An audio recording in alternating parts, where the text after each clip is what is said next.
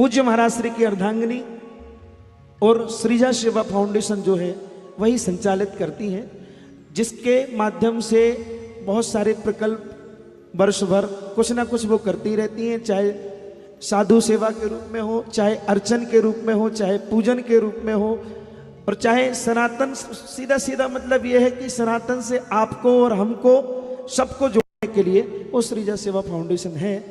तो आइए, बड़ी विनम्रता से मैं आग्रह करता हूँ कि आए। पूज्य महाराज श्री का धर्म लाभ, वाणी लाभ तो आप ले ही रहे हैं, तो मैं बड़ी विनम्रता से आग्रह करता हूँ आप लोग ताली बजाइए। तो उनके द्वारा हम आज जो भी चर्चा वो सुनाएंगे वो सुनेंगे। श्री राम जय राम जय जय राम, श्री राम जय राम जय जय राम, श्री राम जय राम जय जय राम जय।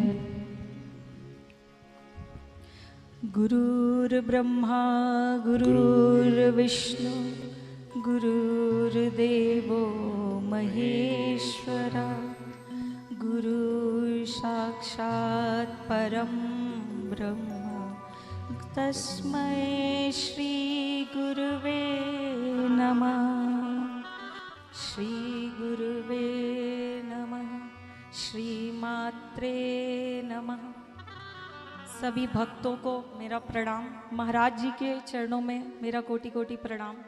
आप सभी के सामने राम भैया ने बताया है परिचय तो दे ही दिया है। तो हम लोग सभी मनुष्यों का जीवन सत्य संकल्प, सद्विचार और सत्कर्मों से परिपूर्ण होना चाहिए। यही मनुष्य जीवन का लक्ष्य होना चाहिए और सभी को भगवान ईश्वर की प्राप्ति के लिए तत्पर रहना चाहिए, प्रयत्नशील रहना चाहिए। ऐसा हमारे वेद और शास्त्र भी कहते हैं। शास्त्र कहते हैं उत्तिष्ठा जागृता। शास्त्र ये नहीं कहता कि पहले जागो फिर उठो। हमारे शास्त्र कहते हैं उठ जाओ, बहुत जल्दी है। उसके लिए रुकना नहीं है कि हमको सोचना है कि हम आज सत्कर्म करेंगे, फिर संकल्प लेंगे, फिर ऐसे विचार करेंगे। नहीं, शास्त्र कह रहा है उत्तिष्ठा, जैसे ही उठ जाओ। पहले जागो मत, पहले उठ के खड़े हो जाओ कि हम काम करने के लिए, सत्कर्म करने के लिए खड़े हो गए हैं। तो हमारे शास्त्र हमको ये सिखा रहे हैं कि उठो और जागो और सत्य संकल्प, सत्कर्म और सत्य कर्मों की ओर लग जाओ, भक्ति में लग जाओ, भगवान के भजन में लगो, भगवान के बनाए गए नियमों में लगो। भगवान ने जो विधि बनाई है उसमें शंका नहीं करना है, उसमें लग जाना है बस हमको। यही संदेश देते हैं हमारे शास्त्र, यही संदेश हमारी कथा देती है। एक कहानी आती है कि एक कुम्हार था। कुम्हार मिट्टी से जो मिट्टी के बर्तन बनाते हैं, कुम्हार था। तो जब वो बर्तन बना रहा था तो उसमें वो जो पुरुष लोग पीते हैं, थोड़ा गंदी चीज़ होती है, वो पीते हैं, चिलम कहते हैं उसको। वो मिट्टी की बना रहा था, माताएं नहीं पीती हैं तो वो मिट्टी के उससे बना रहा था चिलम।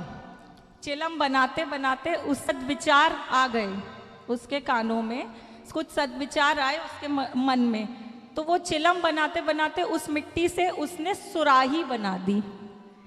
जैसे ही उसके विचार बदले तो चिलम बनते बनते सुराही बन गई।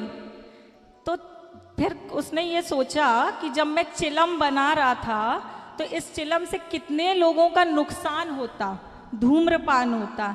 लेकिन जैसे ही मेरा विचार बदला तो उस मिट्टी के घड़े से सुराही बन गई। अब ये सुराही कितने लोगों को पानी पिलाएगी।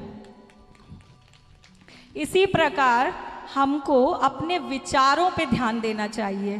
तो कथा जब हम सुनने आते हैं तो महाराज जी हमेशा कहते हैं कि कथा सुनने का फ़ायदा क्या, कि फ़ायदा सबको चाहिए होता है ना, क्योंकि तो कथा सुनने का फ़ायदा क्या, कथा सुनने का फ़ायदा ये है कि हमारे विचार अच्छे होंगे। हम निरंतर, हमारा जो जीवन है यही है, हम श्वास ले रहे हैं, श्वास छोड़ रहे हैं। इसी प्रकार जब हम कथा में आएंगे तो हम सद्विचार लेंगे और गंदे विचार जाएंगे। तो हमको इसीलिए निरंतर कथा सुननी है कि हम सद्विचार हमारे अंदर आते रहें और गंदे विचार चले जाएं। तो कथा सुनने का फ़ायदा यही है कि कथा हमारे मन को ठीक करती है, हमारे विचारों को शुद्ध करती है, और कथा ये सिखाती है कि हमको जीवन कैसे जीना है, कैसे सत्कर्मों में लगना है, कैसे हम अपने आप के साथ बैठें, कैसे हम अपने आप को सुधारें।